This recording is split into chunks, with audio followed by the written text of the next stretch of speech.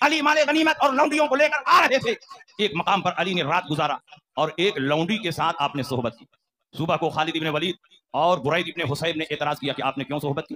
اس لیے کہ مال غنیمت میں ابھی تقسیم نہیں ہوئی اور جب تک مال غنیمت تقسیم نہ کر دیا جائے اس میں تصرف کرنا جائز نہیں ہے، اس لیے آپ نے کیوں اس میں تصرف کیا؟ اس بات پر ان دونوں حضرات میں اختلاف ہو گیا. علی نے فرمایا کہ مال غنیمت کا 5واں حصہ اللہ اور رسول کا ہوتا ہے اور میں بھی تو رسول اللہ کے گھر سے ہوں، تو میرا تو 5واں حصہ ہے، میں نے تو ایک ہی بادی میں تصرف کیا، اس سے زیادہ میں تصرف نہیں کیا ہے، اس سے زیادہ میرا حق ہے. یہ ایک اجتہادی مسئلہ تھا، صحابہ میں اختلاف ہوا، تلخی ہوئی. علی آئے اور رسول پاک نے فرمایا یا رسول اللہ، خالد ابن ولید نے، برید ابن حصیب نے مجھ سے جھگڑا کیا ہے اور میرے ساتھ سخت کلامی کی ہے. رسول پاک سید عالم صلی اللہ علیہ وسلم حجۃ الوداع سے فارغ ہو کر مدینہ منورہ کی طرف لوٹ رہے تھے. ورحمنا انت مولانا فانصرنا علی القوم الکافرین. انت مولانا میں خطاب کس سے ہے؟ اللہ سے ہے. کیا معاذ اللہ کوئی جرأت کر سکتا ہے کہ کہہ دے کہ اے اللہ تو ہمارا خلیفہ ہے؟ اسلام ہی سے باہر ہو جائے. یہاں مولا کا معنی مددگار، تو جہاں جو کرینہ ہوگا مولا کا وہی معنی لیا جائے گا. مولا کا معنی دوست بھی ہوتا ہے، مولا کا معنی محبوب بھی ہوتا ہے. اس حدیث میں مولا کا معنی محبوب اور دوست ہے. اللہ کے نبی ارشاد فرماتے ہیں من کنت مولا فعلی المولا، میں جس کا دوست ہوں علی بھی اس کے دوست ہیں، میں جس کا محبوب ہوں علی بھی اس کے محبوب. نے جان و مال کی قربانی پیش کی. چونکہ فتح مکہ سے پہلے جو مسلمان ہوئے ان کو بڑی مشکلات کا سامنا کرنا پڑا، بڑے بڑے مصائب برداشت کرنے پڑے، جان و مال کی سخت قربانی پیش کرنی پڑی. اس لیے اللہ نے ان کے بارے میں فرمایا کہ میں نے فتح مکہ کے بعد والوں پر ان کو فضیلت دی. لا یستوی منکم من انفق من قبل الفتح وقاتل اولئک اعظم درجۃ من الذین انفقوا من بعد وقاتلوا وکلا وعد اللہ الحسنی. فتح مکہ سے پہلے جنہوں نے جان و مال کی قربانی پیش کی ان کو اللہ نے درجوں بلند فرمایا ان پر جنہوں نے فتح مکہ کے بعد قربانی پیش کی. مگر ایک نقطے پر سارے صحابہ کو جمع فرما دیا، وَكُلًّا وَعَدَ اللَّهُ الْحُسْنَى، ہر صحابی سے اللہ نے جنت کا وعدہ فرمایا.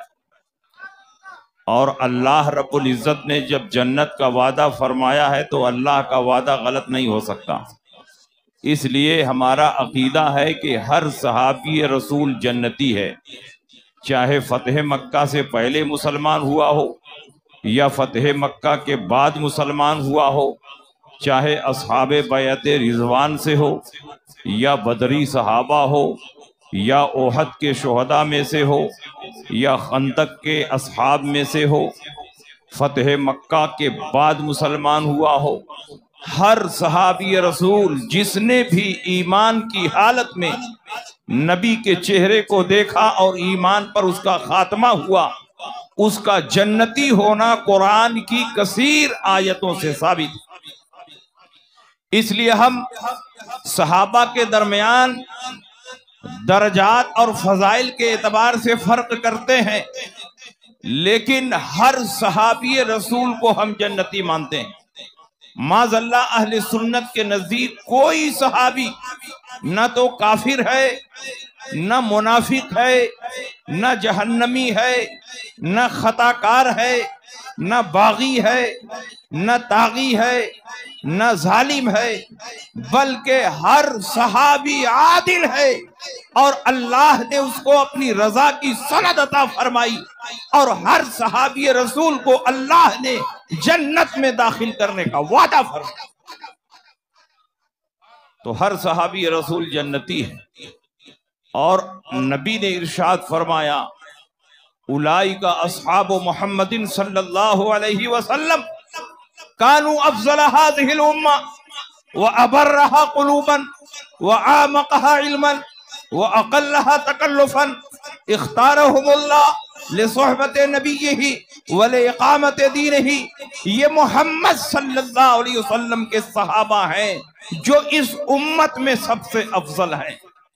اللہ نے ان کے دینوں کو سب سے زیادہ پرہیزگار بنایا، علم میں سب سے زیادہ ان کو گہرائی اور گہرائی عطا فرمائی. دنیا کی چمک دمک اور دنیا کی زیب و زینت سے یہ بہت دور ہیں. یہ وہ نفوس قدسیہ ہیں کہ اللہ نے اپنے حبیب کی صحبت اور ان کے دین کی نصرت و حمایت کے لیے ان کو منتخب فرما لیا.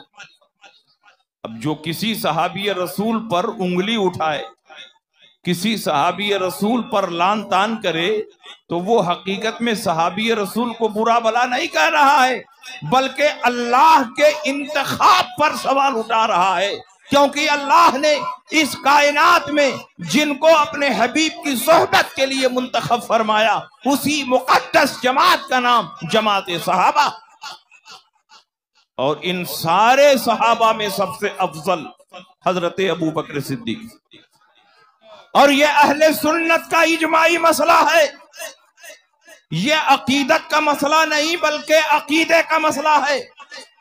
تمام اہل سنت کا اس بات پر اجماع اور اتفاق ہے کہ انبیاء اور مرسلین کے بعد اس کائنات میں سب سے افضل حضرت ابو بکر صدیق، اس پر صحابہ کا بھی اجماع ہے اور اہل بیت کرام کا بھی اجماع، اور اس پر دلائل ایک تو نہیں بے شمار ہیں۔ اگر ان دلائل کو بیان کیا جائے تو رات ختم ہو جائے گی، بات ختم نہیں ہوگی۔ بخاری شریف اٹھائیے، امام بخاری نے کئی جگہوں پر یہ حدیث ذکر فرمائی ہے۔ امام بخاری فرماتے ہیں رسول پاک 13 دن بیمار رہے، جب سرکار مرض وصال میں داخل ہوئے، جس بیماری میں سرکار دو عالم صلی اللہ علیہ وسلم کا وصال ہوا، 13 دن بیمار رہے، 5 دن دیگر ازواج پاک کے پاس رہے، اور اخیر کے 8 دن حضرت عائشہ صدیقہ کے حجرے میں رہے۔ جب دوسری بیویوں کے پاس رہے تو بار بار فرماتے رہے کل میں کہاں رہوں گا، کل میں کہاں رہوں گا۔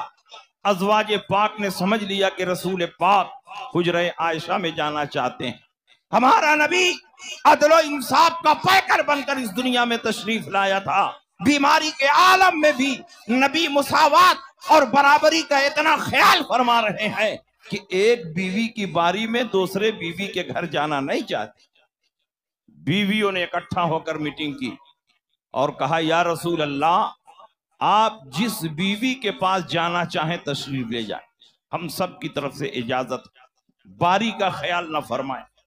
تو سرکار نے فرمایا حجرہ عائشہ میں مجھ کو پہنچایا جائے۔ ایک طرف سے حضرت عباس نے سہارا دیا، دوسری طرف سے حضرت علی نے سہارا دیا، اور ان کے کندھوں پر سہارا بناتے ہوئے رسول پاک حجرہ عائشہ میں تشریف لے جا رہے ہیں، اس شان سے کہ آپ کے دونوں پاؤں کے انگوٹھوں سے زمین پر خط بن رہا ہے، نشان بن رہا ہے۔ جب آپ حجرہ عائشہ میں پہنچے، ضعف و نقاہت تاری تھی، اس کے باوجود بھی مسجد نبوی شریف میں پہنچ کر صحابہ کی امامت فرماتے رہے۔ لیکن انتقال سے 3 دن پہلے دوشنبہ مبارکہ کو، سمار کو حضور کا انتقال ہوا، اور سمار سے 3 دن پہلے جمعرات کو عشاء کی اذان ہو چکی ہے، جماعت کا وقت ہو چکا ہے۔ مؤذن بار بار آ کر اطلاع دے رہا ہے یا رسول اللہ جماعت کا وقت ہو چکا ہے، لیکن سرکار کے مرض میں شدت پیدا ہو چکی ہے، بار بار آپ پر غشی طاری ہو رہی ہے۔ حضور علیہ السلام ہوش میں آئے، فرمایا حریقو علیہ بسبع قرب لم تحلل اوقیتہن، مجھ پر 7 مشک پانی سے غسل دیا جائے جس کی بندش نہ کھولی گئی ہو۔ آپ کو غسل دیا گیا اور بے ہوشی کا اثر دور ہوا۔ رسول پاک نے اٹھنے کی کوشش کی لیکن ضعف و نقاہت کے سبب نہ اٹھ سکے، زمین پر لیٹ گئے۔ پھر آپ پر بے ہوشی طاری ہوئی، پانی کا چھڑکاؤ کیا گیا، آپ ہوش میں آئے، پھر اٹھنے کی کوشش کرتے ہیں، اٹھ نہ سکے۔ جب بار بار آپ پر غشی طاری ہوتی رہی اور اٹھنے کی کوشش کرتے رہے اور اٹھ نہ سکے اور جماعت میں تاخیر ہوتی رہی، تو رسول پاک نے ارشاد فرمایا مرو ابا بکر فلیصلی بالناس، ابو بکر کو حکم دو کہ لوگوں کی نماز پڑھائیں۔ حضرت عائشہ صدیقہ نے فرمایا یا رسول اللہ ان ابا بکر رجل رقیق اذا قام مقامک لا يستطيع ان يصلي بالناس، ابو بکر نرم دل ہیں، رقیق القلب ہیں، آپ کی جگہ پر کھڑے ہوں گے تو صحابہ کی نماز نہ پڑھا سکیں گے، کسی اور کو بھیج دیا جائے۔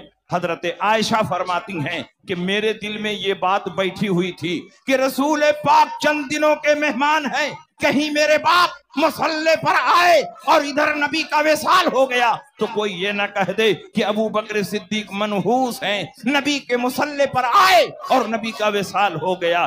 اس لیے حضرت عائشہ چاہ رہی ہیں کہ سرکار میرے باپ کی جگہ پر کسی اور کو بھیج دیں، لیکن اس کو زبان سے نہیں ظاہر فرما رہی ہیں، اس کو دل میں چھپا کر رکھا اور زبان سے ظاہر کر رہی ہیں کہ ابو بکر نرم دل ہیں، رقیق القلب ہیں، آپ کی جگہ پر کھڑے ہوں گے، قرات نہ کر سکیں گے، صحابہ کی نماز نہ پڑھا سکیں گے، اس لیے کسی اور کو بھیج دیا جائے۔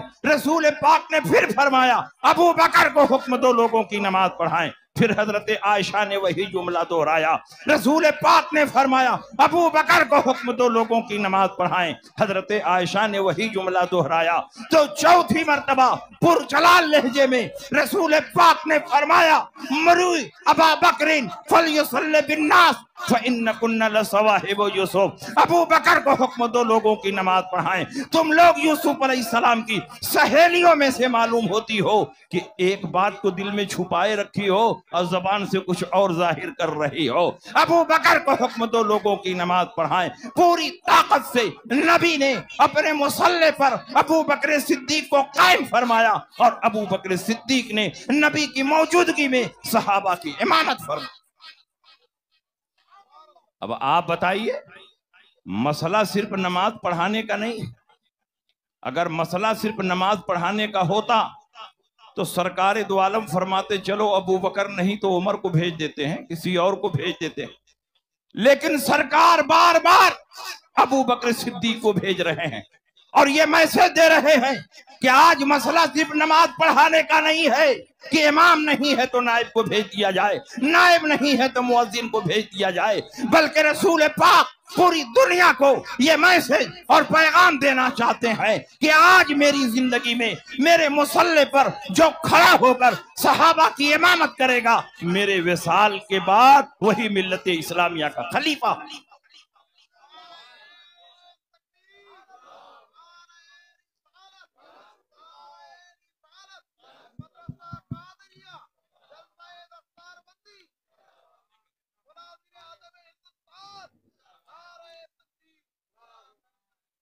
ذرا آواز بڑھائیے بہت۔ جب سرکار کا وصال ہو گیا، نبی کی زندگی میں صدیق اکبر نے 17 وقتوں کی امامت فرمائی، 17 وقتوں کی۔ جمعرات سے آپ جوڑیے، جمعرات کو عشاء کی نماز پڑھائی، جمعہ کو 5 وقت کی جس میں ایک جمعہ بھی ہے، سنیچر کو 5 وقت کی، اتوار کو 5 وقت کی، اور سمار کو فجر کی نماز، کیونکہ زوال کے وقت حضور کا وصال ہو۔ نبی کی زندگی میں صدیق اکبر نے مسجد نبوی کے مصلی پر کھڑا ہو کر 17 وقتوں کی امامت فرمائی۔ علی فرماتے ہیں جب ایک بیوی بار بار نبی کا جملہ کاٹ رہی تھی، میں وہیں پر موجود تھا، غائب نہیں تھا، میں بیمار نہیں تھا، صحت مند تھا۔ اگر نبی چاہتے تو مجھے بھی اپنے مصلی پر بھیج سکتے تھے، لیکن رسول پاک نے پوری طاقت سے اپنے مصلی پر ابو بکر صدیق کو کھڑا کیا۔ یہ اس بات کی دلیل ہے کہ رسول پاک کسی اور کو اپنے بعد خلیفہ نہیں بلکہ صدیق اکبر کو اپنے بعد خلیفہ بنانا چاہتے۔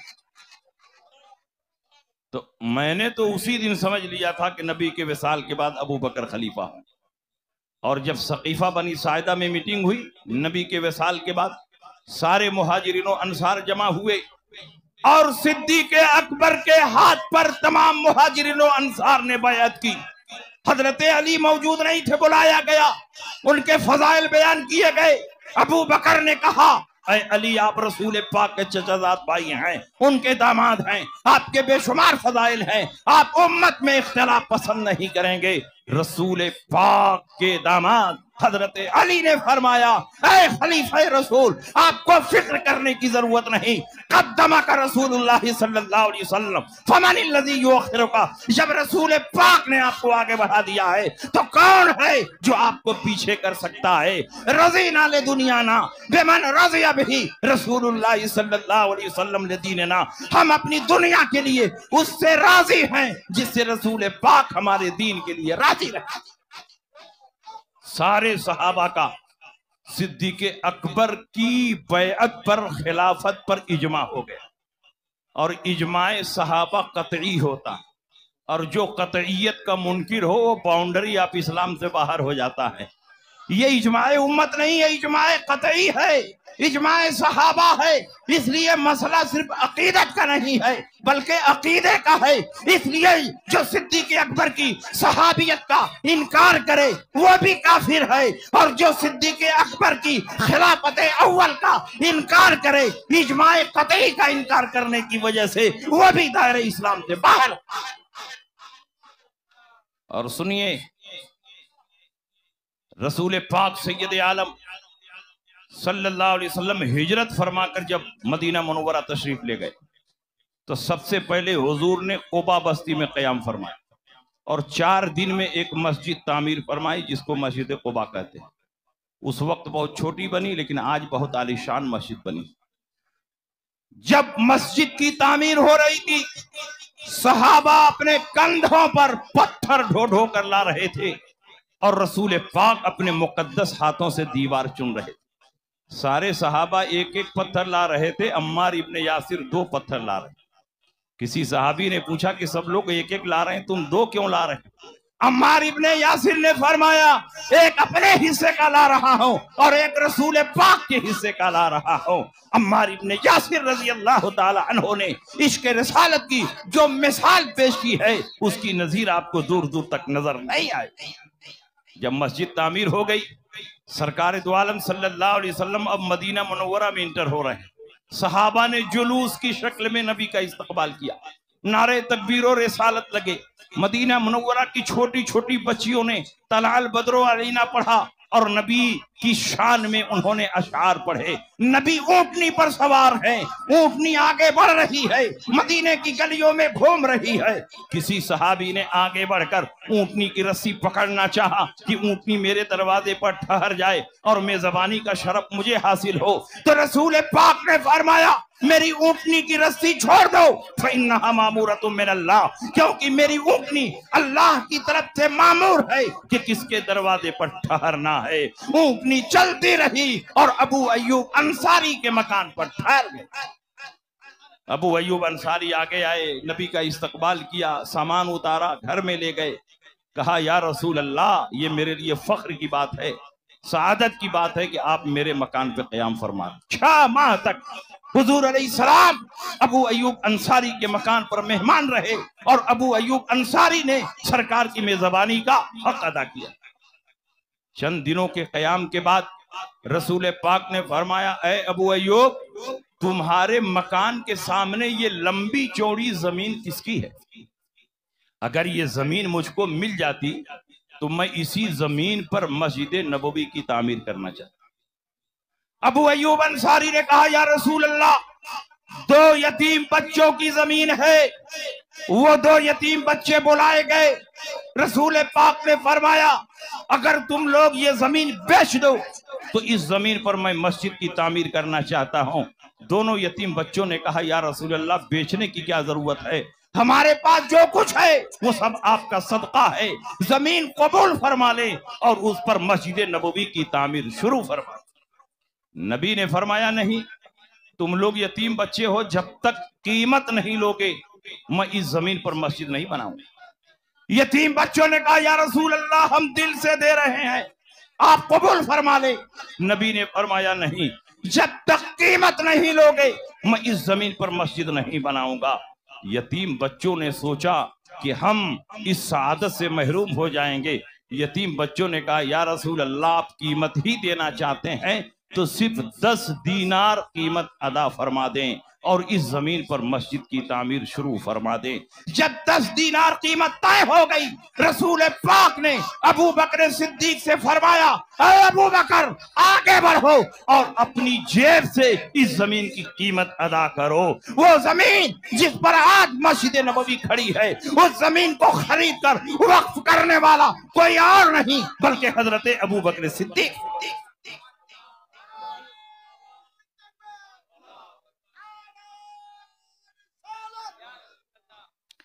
اور جب زمین کی خریداری مکمل ہو گئی تو سرکار نے سنگ بنیاد کا جلسہ رکھا، تمام مہاجرین و انصار جمع ہوئے، بنیاد کھودی گئی، سرکار نے اپنے مقدس ہاتھوں سے بنیاد کا پہلا پتھر رکھا اور فرمایا، اے ابو بکر ایک پتھر تم بھی لے کر آؤ اور میرے پتھر کے بغل میں رکھ۔ ابو بکر نے رکھ دیا۔ سرکار نے فرمایا، اے عمر ایک پتھر تم بھی لے کر آؤ اور ابو بکر کے بغل میں رکھ دو۔ انہوں نے بھی رکھ دیا۔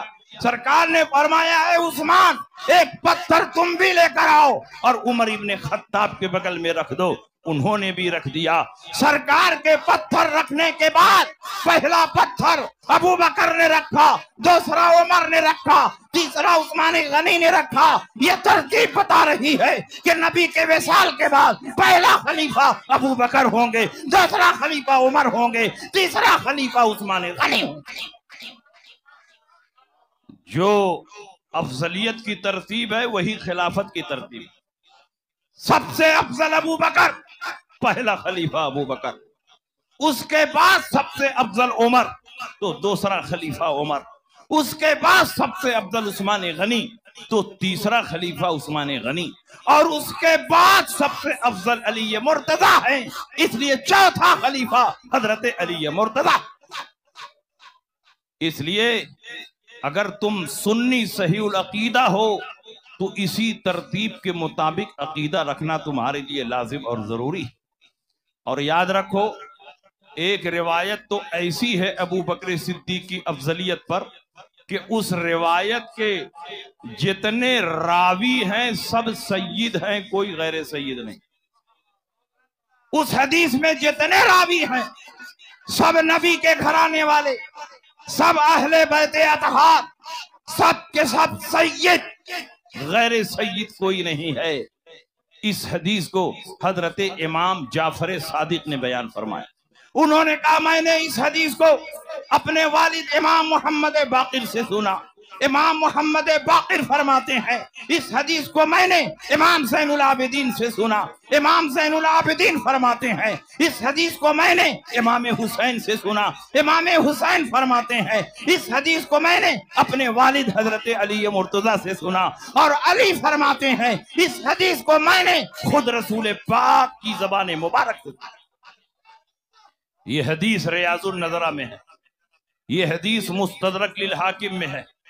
نبی اکرم صلی اللہ علیہ وسلم کسی مقام پر جا رہے ہیں، یہ حضرت علی بیان کر رہے ہیں، ساتھ میں ابو بکر ہے، عمر ہے، عثمان ہے، علی ہے، طلحہ ہے، زبیر ہے، سعد ہے، سعید ہے، اور خصوصیت کے ساتھ حضرت ابو دردہ رضی اللہ تعالی عنہ بھی۔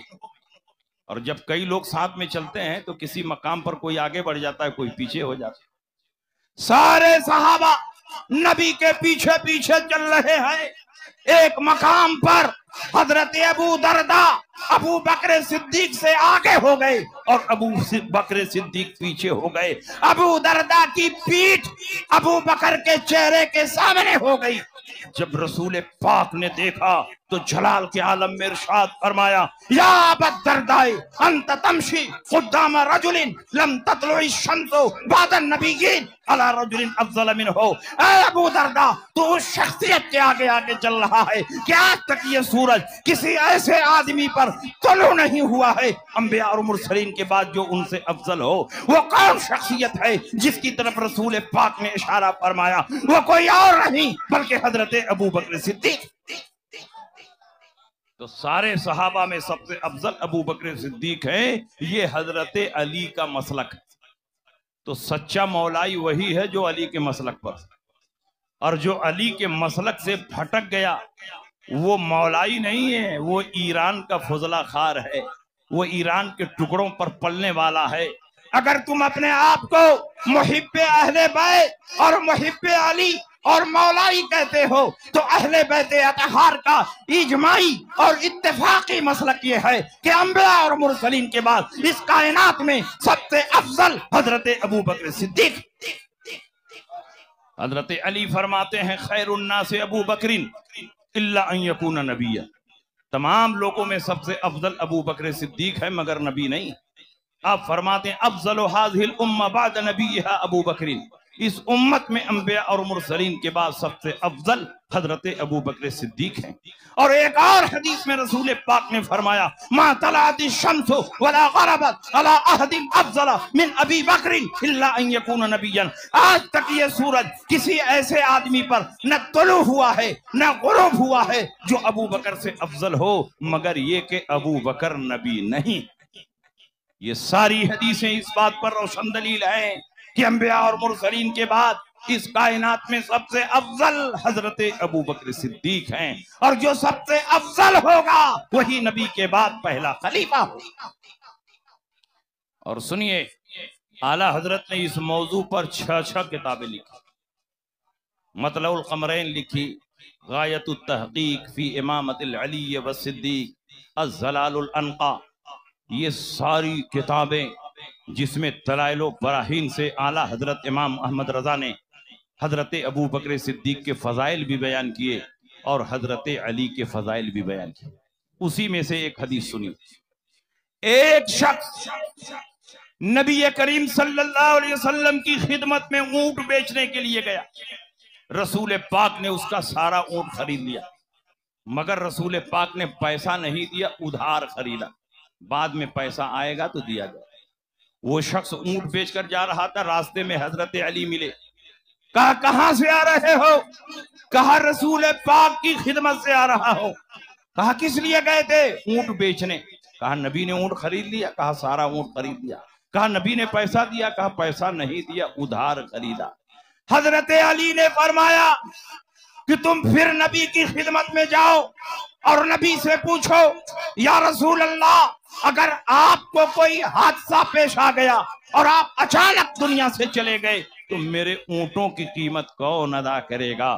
وہ شخص آیا اور رسول پاک سے پوچھا تو رسول پاک نے جواب دیا ابو بکر ادا کریں گے۔ وہ شخص گیا حضرت علی سے کہا کہ سرکار نے فرمایا ہے ابو بکر ادا کریں گے۔ علی نے فرمایا پھر جاؤ نبی سے پوچھو اگر ابو بکر کو بھی کوئی حادثہ پیش آ گیا اور وہ بھی اچانک دنیا سے چلے گئے تو میرے اونٹوں کی قیمت کون ادا کرے گا؟ وہ شخص آیا رسول پاک سے پوچھا یا رسول اللہ، اگر عمر کو بھی کوئی حادثہ پیش آ گیا اور وہ بھی اچانک دنیا سے چلے گئے تو میرے اونٹوں کی قیمت کون ادا کرے گا؟ تو رسول پاک سید عالم نے جلال کے عالم میں فرمایا اذا مات عمر فإن استطعت ان تموت فمت، جب عمر ہی مر جائیں گے تو تو زندہ رہ کے کیا کرے گا؟ تو بھی مر جا۔ آپ ذرا ذہن کو قریب کرو، رسول پاک نے یہ اونٹ ذاتی حیثیت میں نہیں خریدے تھے بلکہ والی ملک اور والی سلطنت کی حیثیت سے خریدے تھے، بیت المال سے اس کی ادائیگی ہونی تھی۔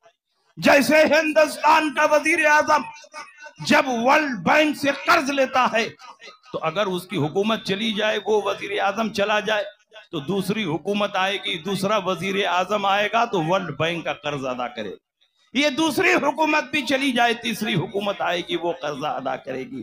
گویا رسول پاک پوری دنیا کو یہ میسج دے رہے ہیں کہ آج جس طرح والی ملک اور والی سلطنت میں ہوں، میرے بعد والی ملک اور والی سلطنت ابو بکر صدیق ہوں گے، اور ان کے بعد والی ملک اور والی سلطنت عمر ابن خطاب ہوں گے۔ یہ حدیث اس بات کی دلیل ہے کہ رسول پاک کے پاس پہلا خلیفہ حضرت ابو بکر صدیق۔ اور سنیے، نبی اکرم صلی اللہ تعالی علیہ وسلم نے ایک دو نہیں کثیر حدیثوں میں حضرت ابو بکر صدیق کی افضلیت کو بیان فرمایا، مگر کچھ لوگ ایک حدیث کی بنیاد پر یہ مغالطہ پیدا کرنے کی کوشش کرتے ہیں کہ رسول پاک سید عالم صلی اللہ علیہ وسلم نے غدیر خم کے مقام پر خطبہ دیتے ہوئے ارشاد فرمایا من کنتو مولا فعلی مولا، میں جس کا مولا علی اس کے مولا۔ شیعہ کہتے ہیں کہ مولا کا معنی خلیفہ ہے، اس لیے اس حدیث کا معنی یہ ہوا کہ میں جس کا خلیفہ علی اس کے خلیفہ۔ میں کہتا ہوں یہ غلط اور باطل ہے۔ مولا کا معنی صرف خلیفہ نہیں ہوتا، ایک درجن سے زیادہ مولا کا معنی۔ مولا کا معنی مالک، مولا کا معنی سردار، مولا کا معنی آقا، مولا کا معنی آزاد کرنے والا، مولا کا معنی جس کو آزاد کیا جائے، مولا کا معنی تابعدار، مولا کا معنی داماد، مولا کا معنی کفیل، مولا کا معنی شریک، مولا کا معنی بھتیجا، مولا کا معنی بھانجا، مولا کا معنی چچا، مولا کا معنی کارساز، مولا کا معنی مددگار۔ ایک نہیں، ایک درجن سے زیادہ مولا کے معنی ہیں۔ اگر تم مولا کا معنی ہر جگہ خلیفہ لوگے تو مولا کا اطلاق قرآن عظیم میں اللہ پر بھی ہوا ہے، تو بتاؤ اللہ کس کا خلیفہ ہے؟ وَإِن تَوَلَّوْا فَاعْلَمُوا أَنَّ اللَّهَ مَوْلَاكُمْ نِعْمَ الْمَوْلَى وَنِعْمَ النَّصِيرُ۔ اے لوگو، اگر تم نبی سے چہرہ پھیر رہے ہو تو پھیر لو، نبی کا کچھ بگڑنے والا نہیں، اللہ ان کا مولا ہے اور بہترین مددگار اور بہترین کارساز۔ بتاؤ یہاں مولا کا معنی کیا ہے؟ ان اللہ مولاکم، اللہ تمہارا مددگار ہے، نعم المولا و نعم النصیر، اللہ کتنا بہترین مددگار اور کتنا بہترین کارساز۔ اور سنیے، واعف عنا واغفر لنا ورحمنا انت مولانا فانصرنا علی القوم الکافرین۔ انت مولانا میں خطاب کس سے ہے؟ اللہ سے ہے۔ تو کیا معاذاللہ کوئی جرأت کر سکتا ہے کہ کہہ دے کہ اے اللہ تو ہمارا خلیفہ ہے؟ اسلام ہی سے باہر ہو جائے۔ یہاں مولا کا معنی مددگار، تو جہاں جو قرینہ ہوگا مولا کا وہی معنی لیا جائے گا۔ مولا کا معنی دوست بھی ہوتا ہے، مولا کا معنی محبوب بھی ہوتا ہے۔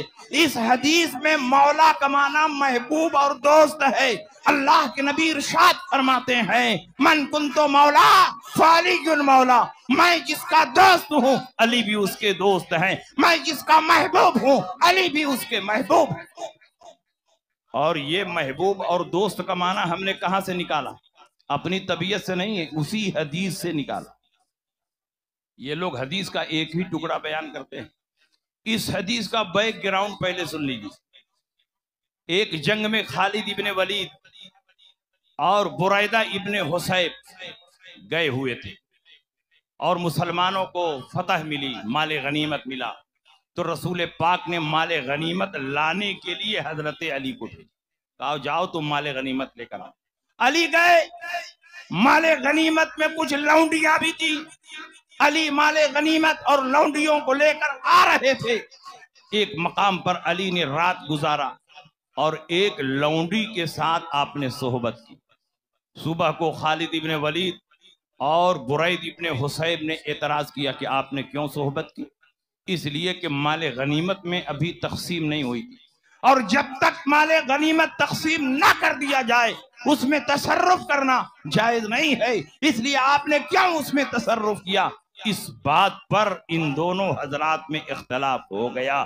علی نے فرمایا کہ مال غنیمت کا 5واں حصہ اللہ اور رسول کا ہوتا ہے، اور میں بھی تو رسول اللہ کے گھر سے ہوں، تو میرا تو 5واں حصہ ہے، میں نے تو ایک ہی وادی میں تصرف کیا، اس سے زیادہ میں تصرف نہیں کیا ہے، اس سے زیادہ میرا حق ہے۔ یہ ایک اجتہادی مسئلہ تھا، صحابہ میں اختلاف ہوا، تلخی ہوئی، علی آئے اور رسول پاک نے فرمایا یا رسول اللہ، خالد ابن ولید نے، برید ابن حصیب نے مجھ سے جھگڑا کیا ہے اور میرے ساتھ سخت کلامی کی ہے۔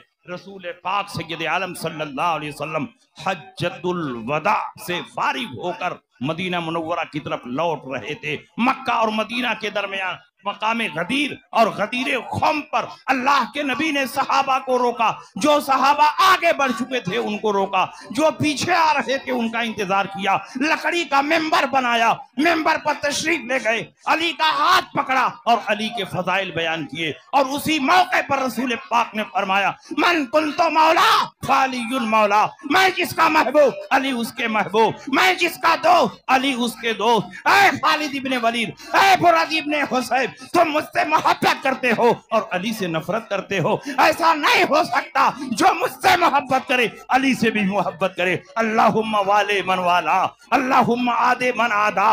ऐ अल्लाह उससे मोहब्बत फरमा जो अली से मोहब्बत करे, उससे नफरत फरमा जो अली से नफरत करे। तो यहाँ तो मोहब्बत और नफरत की बात चल रही है, यहाँ खिलाफत की बात नहीं चल रही है। इसलिए यहाँ मौला का माना खलीफा नहीं है, बल्कि मौला का माना महबूब और दोस्त है।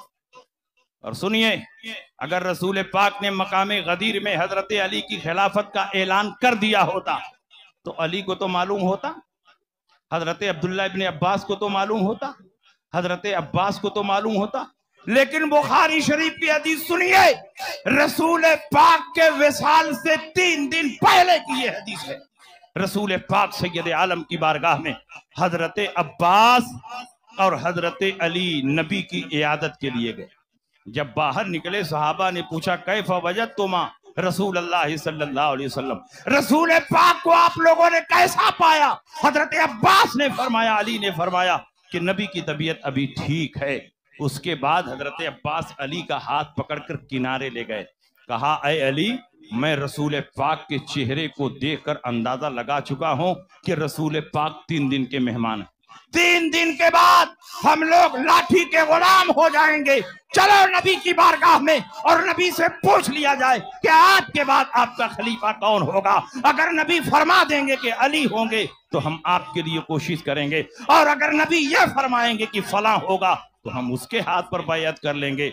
तो अली ने कहा चचा जान, मैं नहीं जाऊंगा पूछने के लिए, इसलिए कि अगर रसूल पाक से मैंने पूछा और नबी ने फरमा दिया कि मेरे बाद तुम नहीं खलीफा होगे तो मुसलमान कभी मुझको खलीफा नहीं बनाएंगे, इसलिए मैं नहीं पूछने जाऊंगा। मैं आपसे पूछना चाहता हूं कि अगर मकामे गदीर में रसूल पाक ने अली की खिलाफत का ऐलान कर दिया तो फिर नबी से पूछने की क्या जरूरत थी? अली को तो ये कहना चाहिए कि पूछने की क्या जरूरत, मकामे गदीर में रसूल पाक ने ऐलान फरमा दिया है।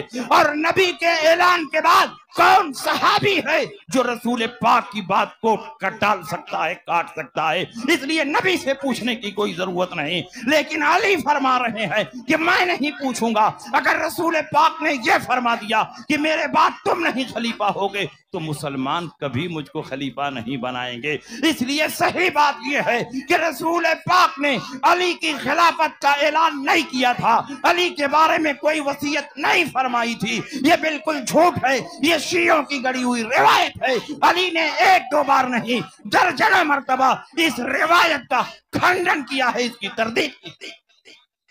हजरत अली से पूछा गया क्या रसूल पाक ने आपके बारे में कोई वसीयत फरमाई? तो अली ने फरमाया कि अगर रसूल पाक ने मेरी खिलाफत के बारे में वसीयत की होती तो अबू बकरो उमर को मिंबर पर चढ़ने नहीं देता, उनसे क़िताल करता।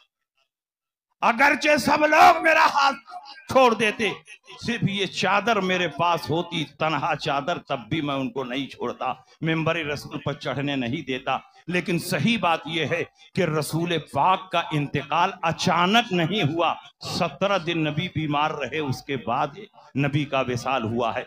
नबी ने न मेरे बारे में न किसी के बारे में नाम लेकर खिलाफत का ऐलान नहीं किया है। लेकिन हदीसों में जो इशारा मिलता है वो इशारा हजरत अबू बकर सिद्दीक के लिए, ये तो हजरत अली फरमा रहे। इसलिए आप अहले सुन्नत के मसलक पर मजबूती से कायम रखो और याद रखो किसी सहाबी की तौहीन ये जायज नहीं। हर सहाबी का एहतराम हम पर लाजिम और जरूरी है, हर सहाबी की ताजीम हम पर लाजिम और जरूरी है। किसी सहाबी को बुरा भला कहना यह अहले सुन्नत के मसलक के खिलाफ है। और मुशाजरात सहाबा में, इख्तिलाफात सहाबा में अहले सुन्नत को पढ़ने की इजाजत नहीं है। जब भी किसी सहाबी का जिक्र करो तो खैर के साथ करो, भलाई के साथ। रसूल पाक ने फरमाया ला तसुब्बु अस्हाबी फलौ अन्न अहदकुम अनफका मिस्ल उहदिन ज़हबन मा बलगा मुद्द अहदिहिम वला नसीफहु। मेरे सहाबा को बुरा भला ना कहो, इसलिए कि अगर तुम उहद पहाड़ के बराबर सोना रब की बारगाह में खर्च करो और मेरा सहाबी 1 किलो 2 किलो जौ रब की बारगाह में खर्च करे तो उस पर इतना सवाब दिया जाएगा कि तुम्हारे सोने के पहाड़ पर उतना सवाब नहीं दिया। तो बड़ा से बड़ा गौस और कुतुब किसी सहाबी के दर्जे को नहीं पहुंच सकता, इसलिए हर सहाबी का एहतराम किया जाए, चाहे वो अमीर मुआविया हो, चाहे तलहा हो, चाहे जुबैर हो, चाहे हजरत आयशा सिद्दीका हो, चाहे हजरत वहशी हो, सारे सहाबा का एहतराम हम पर लाजिम और जरूरी। और जब हम अली के साथ हजरत अमीर मुआविया का जिक्र करते हैं तो कुछ लोग कहते हैं देखो मुआविया को अली के मुकाबले में, माज़अल्लाह अमीर मुआविया का हजरत अली से कोई मुकाबला नहीं। हजरत अली को अल्लाह ने बहुत ज्यादा फजीलत अता फरमाई। आला हजरत इमाम अहमद रजा तहरीर फरमाते हैं कि हजरत अली को अल्लाह ने इतनी बुलंदी अता फरमाई है कि वहां हजरत अमीर मुआविया का गुजर ही नहीं हो सकता है, लेकिन सहाबी रसूल होने की हैसियत से हजरत मुआविया का एहतराम भी हम पर लाजिम और जरूरी। हम दोनों में तकाबुल नहीं करते, अली का मर्तबा बहुत ज्यादा। आला हजरत ने 4 जुमलों में पूरे अहले सुन्नत के मसला को बयान कर दिया। सैकड़ों किताबों में जो बहस फैली थी 4 जुमलों में आला हजरत ने समेट दिया। आला हजरत फरमाते हैं फर्क मरातिब बेशुमार और हक बदस्ते है दरे कर्रार, मगर मुआविया भी हमारे सरदार और उन पर तान कारे फुज्जार। इन 4 जुमलों में आला हजरत ने अहले सुन्नत के मसलक को इतनी खूबसूरती के साथ बयान फरमा दिया है कि सैकड़ों किताबों का तुम मुताला करो तो इन्हीं 4 जुमलों पर तुम्हारा मुताला खत्म। इसलिए हम सारे सहाबा का एहतराम करते हैं। और आज नीम राफजियों की तरफ से, झूठे मौलाइयों की तरफ से, शियों की तरफ से यह प्रचार किया जाता है कि अमीर मुआविया ने अपने दौरे हुकूमत में मस्जिद के मेंबरों से अली को गालियां दिलाई। यह बिल्कुल झूठ है, यह बिल्कुल फराड है, यह बिल्कुल धोखा है। अहले सुन्नत की किसी मुस्तनद किताब में यह रिवायत मौजूद नहीं है। मैं यहां से लेकर ईरान तक तमाम मौलाइयों को चैलेंज कर रहा हूं कि अहले सुन्नत की किसी किताब में यह रिवायत दिखा दो कि अमीर मुआविया ने गालियां दिलवाई हैं तो मैं 1 लाख रुपया इनाम देने के लिए तैयार हूं। नारे रिसालत, नारे रिसालत, शान सिद्दीक़ अकबर, नारे तकबीर। यह बिल्कुल झूठ और फराड। अमीर मुआविया सहाबी रसूल है और मामूली सहाबी नहीं है, बल्कि इतने मोतमद और अमीन सहाबी हैं कि रसूल पाक ने किताबत वही के लिए उनको मुंतखब फरमाया। जो 13 सहाबा नबी की खिदमत में बैठकर वही की किताबत करते थे उनमें सबसे ज्यादा लिखने वाले ज़ैद इब्न साबित हैं और हजरत अमीर मुआविया। तुम किसी गैर मोतबर आदमी से अपने घर का खत नहीं लिखवा सकते तो रसूल पाक जो वही आसमान से उतर रही है उसको कैसे लिखवा सकते हैं। इसका मतलब यह हुआ कि रसूल पाक की नजर में हजरत अमीर मुआविया कवि हैं, सिका हैं, अमीन हैं, दयानतदार हैं, इस काबिल हैं कि उनसे किताबत वही की खिदमत ली जाए। सरकार ने जाती खुतूत भी लिखवाए और किताबत वही भी। और याद रखिए अमीर मुआविया के दिल में हजरत अली की नफरत नहीं थी, अली की मोहब्बत, अली का एहतराम था। जंग हुई, जंगे सिफ़ीन हुई, दोनों तरफ सहाबा कटे, शहीद हुए, मगर उसके बावजूद भी हजरत अमीर मुआविया के दिल में अली का इतना एहतराम था, इतना एहतराम था कि जब अली जंगे सिफ़ीन में मसरूफ थे तो रोम के बादशाह ने हजरत अमीर मुआविया के पास पैगाम भेजा कि अली तुमसे जंग कर रहे हैं, तुम मेरे पास आ जाओ ہم اور تم دونوں مل کر علی پر ایک ساتھ حملہ کرتے ہیں اور علی کا نام و نشان مٹا دیتے ہیں، ایسے موقع پر بڑا سے بڑا مستحکم آدمی ہوتا تو پاؤں میں استقامت نہیں، لغزش پیدا ہو جاتی، مگر امیر معاویہ نے کہا او رومی کتے، تو علی پر حملہ کرنے کی فکر کر رہا ہے، یاد رکھ اگر تو نے علی پر حملہ کیا تو علی کے لشکر سے سب سے پہلا سپاہی جو آگے بڑھ کر تجھ پر حملہ کرے گا وہ معاویہ ابن ابی سفیان۔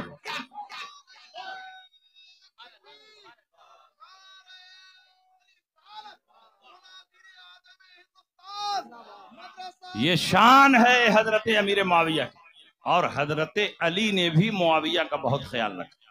جنگ صفین کے بعد حضرت امیر معاویہ ملک شام چلے گئے، علی نے کوفہ کو دارالخلافہ بنایا۔ اس کے بعد جب علی نے معاویہ کے پاس خط لکھا تو سلام کے بعد لکھا فالحق ان ربنا واحد ودیننا واحد وکلمتنا واحدۃ ودعوتنا فی الاسلام واحدۃ۔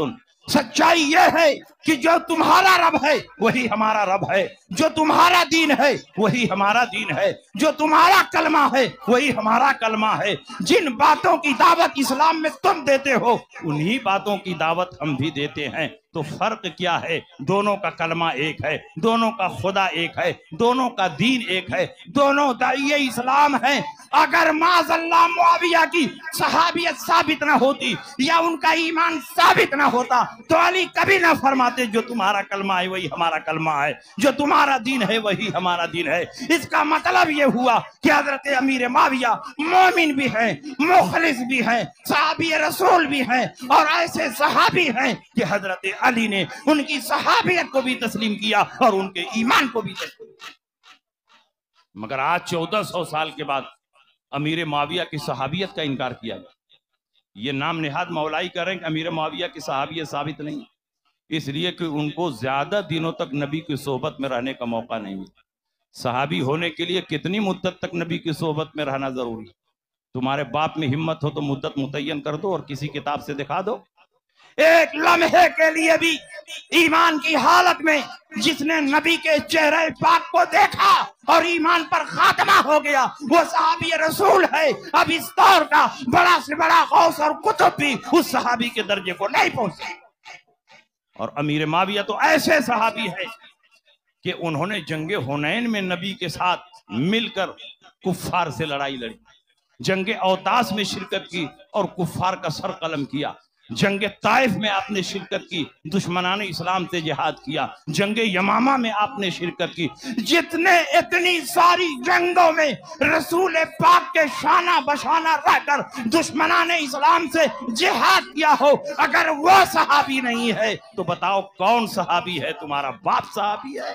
حضرت امیر معاویہ صحابی ہیں، اور ایسے صحابی ہیں کہ ان کی صحابیت پر بخاری شریف میں حدیث موجود ہے۔ سنیے بخاری شریف کی وہ حدیث، اور نبی کے گھر والے ان کو صحابی مان رہے۔ حضرت امیر معاویہ اپنے دور حکومت میں ایک مرتبہ مدینہ منورہ ہے، رات کو عشاء کی نماز پڑھی مسجد نبوی میں، اور عشاء کے بعد ایک رکعت وتر پڑھی۔ حضرت عبداللہ ابن عباس کے غلام نے دیکھا تو عبداللہ ابن عباس کے پاس آ کر کہا کہ آپ نہیں دیکھتے معاویہ ایک رکعت وتر پڑھ رہے ہیں؟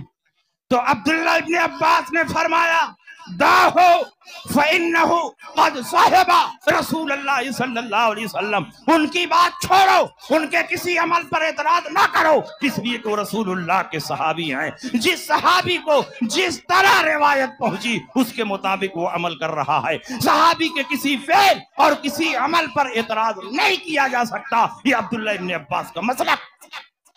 اور اس کے نیچے جو حدیث ہے اس میں یہ لکھا ہے کہ غلام نے کہا امیر المومنین معاویہ ایک رکعت وتر پڑھ رہے، تم کہہ رہے کہ وہ مومن نہیں، اور عبداللہ ابن عباس کے غلام کہہ رہے ہیں کہ امیر المومنین معاویہ ایک رکعت وتر پڑھ رہے ہیں۔ تو عبداللہ ابن عباس نے یہ نہیں کہا کہ جو مومن نہیں ہے اس کو امیر المومنین کیسے کہتے ہو، بلکہ عبداللہ ابن عباس نے فرمایا اصابہ فإنہ فقیہ، امیر معاویہ نے جو کیا وہ ٹھیک کیا، اس لیے کہ وہ مجتہد ہیں، فقیہ ہیں۔ مجتہد اپنے اجتہاد کی روشنی میں جو مسئلہ مستنبط کرے اس کے مطابق عمل کرنے کی اجازت۔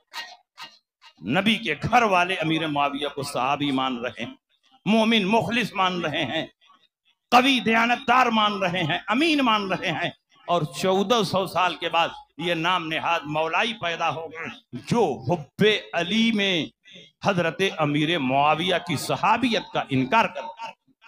اور یاد رکھیے، حضرت علی سے پوچھا گیا کہ آپ بھی جنت میں جائیں گے اور معاویہ بھی جنت میں جائیں گے؟ علی نے فرمایا انا و معاویہ تو فی الجنہ، میں بھی جنت میں جاؤں گا اور امیر معاویہ بھی جنت میں جائیں گے۔ پوچھنے والے نے کہا آپ کی طرف سے جو لڑنے والے شہید ہوئے وہ بھی جنت میں جائیں گے اور معاویہ کے مقتولین بھی جنت میں جائیں گے؟ تو علی نے فرمایا قتلانا و قتلا معاویہ فی الجنہ، امیر معاویہ کے مقتولین بھی جنت میں جائیں گے اور میرے مقتولین بھی جنت میں جائیں گے۔ پوچھنے والے نے کہا امیر معاویہ نے تو آپ کے خلاف تلواریں چلائیں، آپ کے خلاف جنگیں کی ہیں، آپ کے آدمیوں کو قتل کیا ہے، تو کیسے وہ جنت میں جائیں گے؟ تو علی نے فرمایا قرآن کی آیت نہیں پڑھی وَنَزَعْنَا مَا فِي صُدُورِهِم مِّن غِلٍّ إِخْوَانًا عَلَى سُرُرٍ مُتَقَابِلِينَ، ہم ان کے دلوں سے ساری قدورتیں نکال دیں گے اور بھائی بھائی بنا کر ان کو جنت میں داخل کریں گے، اور یہ ایسے تخت پر بیٹھیں گے کہ دونوں کا تخت ایک دوسرے کے سامنے ہو۔ یہ کون کہہ رہا ہے؟ علی فرما رہے۔ اور سنیے علی کے علم کا یہ عالم کہ سارے صحابہ علی کے علم کے محتاج تھے۔ جب بھی کوئی مسئلہ پیش آتا تو صحابہ حضرت علی کی طرف رجوع کرتے، حضرت علی سے مسئلہ پوچھتے، یہاں تک کہ امیر معاویہ کو بھی جب مسائل شرعیہ میں دشواری پیش آئی تو امیر معاویہ نے بھی حضرت علی کی خدمت میں رجوع کیا ہے اور علی سے مسائل پوچھے۔ یاد رکھیے، جب جنگ ختم ہوئی حضرت علی نے کوفہ کو دارالخلافہ بنایا اور امیر معاویہ ملک شام آ گئے۔ ملک شام آنے کے بعد ایک نیا مسئلہ پیش آیا، بالکل نیا مسئلہ۔ صحابہ کرام امیر معاویہ کی خدمت میں آئے اور کہا حضور بالکل نیا مسئلہ پیش آ گیا ہے، قرآن میں اس کا حکم نظر نہیں آتا، حدیث رسول میں اس کا حکم نظر نہیں آتا، یہ مسئلہ دور صدیقی میں پیش نہیں آیا، ورنہ صدیق اکبر نے حل کر دیا ہوتا، عہد فاروقی میں پیش نہیں آیا ورنہ عمر فاروق نے حل کر دیا ہوتا، یہ مسئلہ اتنا نیا ہے کہ قرآن و حدیث میں کہیں اس کا جواب نظر نہیں آتا۔ امیر معاویہ نے کہا ایسا کون سا مسئلہ ہے کہ قرآن و حدیث میں اس کا جواب نظر نہیں آتا؟ حضرت امیر معاویہ تو فقیہ اور مجتہد تھے، مکہ کے پڑھے لکھے لوگوں میں ان کا شمار ہوتا۔ تو صحابہ نے کہا کہ ایک آدمی کا انتقال ہوا، اس نے ایک لڑکا چھوڑا، ایک لڑکی چھوڑا اور ایک ایسا نابالغ بچہ چھوڑا جس میں لڑکا اور لڑکی دونوں کی علامت موجود ہے، خنثی مخنث چھوڑا جس میں میل فیمیل دونوں کی علامت موجود ہے۔ اگر لڑکا ہونا کلیئر ہو تو لڑکے کا حصہ دے دیا جائے، لڑکی ہونا کلیئر ہو تو لڑکی کا حصہ دے دیا جائے، لیکن یہ بچہ تو ایسا ہے کہ اس میں لڑکا اور لڑکی دونوں کی علامت موجود ہے، بتائیے اس کو لڑکی کا حصہ ملے گا کہ لڑکے کا حصہ؟ کیونکہ لڑکے کا حصہ ڈبل ہوتا ہے اور لڑکی کا حصہ سنگل ہوتا ہے۔ حضرت امیر معاویہ بھی چکرا گئے، انہوں نے کہا یہ مسئلہ تو بالکل نیا ہے، مجھ کو بھی نہیں معلوم، لیکن گھبراؤ نہیں، ابھی ہمارے درمیان علی موجود ہیں جن کے بارے میں رسول پاک نے فرمایا انا مدینۃ العلم وعلی بابھا، میں شہر علم ہوں اور علی اس کے دروازے ہیں۔ وہ علی موجود ہیں جو باب العلم ہیں، داماد پیغمبر ہیں، شیر خدا ہیں، فاتح خیبر ہیں۔ ان کے سینے پر ہاتھ رکھ کر نبی نے فرمایا اللہم اہد قلبہ، اے اللہ علی کے سینے کو روشن فرما۔ تو اللہ نے علی کے سینے کو اتنا روشن فرما دیا کہ علی کا سینہ علم نبی کا مدینہ بن گیا۔ حضرت امیر معاویہ نے علی کے پاس خط لکھا، اس زمانے میں کاغذ نہیں تھا، درختوں کے پتوں پر، چھالوں پر، چمڑوں پر، پتھروں پر لوگ لکھتے تھے۔ حضرت امیر معاویہ نے چمڑے کے ایک چھوٹے سے ٹکڑے پر اپنا سوال لکھا۔ مورخین نے لکھا ہے اتنے چھوٹے ٹکڑے پر سوال لکھا کَأَنَّهُ اُذُنُ الْفَارَّةِ، گویا وہ چوہے کا کان، کیونکہ جنگ سے آئے تھے، خیریت پوچھنا نہیں تھا، صرف سوال ہی لکھا۔ جب وہ خط علی کی خدمت میں پہنچا، اگر علی کے دل میں نفرت اور عداوت ہوتی تو علی فرماتے معاویہ پریشان ہے، پریشان رہنے دو، میں جواب نہیں دوں گا. لیکن علی فرماتے ہیں نبی کے علم کے وارث ہونے کی حیثیت سے میری ذمہ داری ہے کہ میری بارگاہ میں جو مسائل شرعیہ پیش کیے جائیں میں ان کا جواب عطا کروں، اس لیے میں اس کا جواب لکھوں گا. اور علی کوئی معمولی عالم نہیں تھے. حضرت عائشہ فرماتی ہیں پورے مدینہ منورہ میں مسائل شرعیہ کو علی سے زیادہ سمجھنے والا میں نے کسی کو نہیں. سعید ابن مسیب فرماتے ہیں ممبر پر بیٹھ کر یہ اعلان کرنے کا حق کہ جو چاہو پوچھو، علی کو ہے، علی کے سوا کسی کو نہیں ہے. عبداللہ ابن عباس فرماتے ہیں جب میں نے علی سے کوئی مسئلہ پوچھا علی نے فوراً بتایا اور بالکل صحیح بتایا. یہ شان ہے علی. تو حضرت علی نے جواب لکھا، چمڑے کے ایک چھوٹے سے ٹکڑے پر جواب.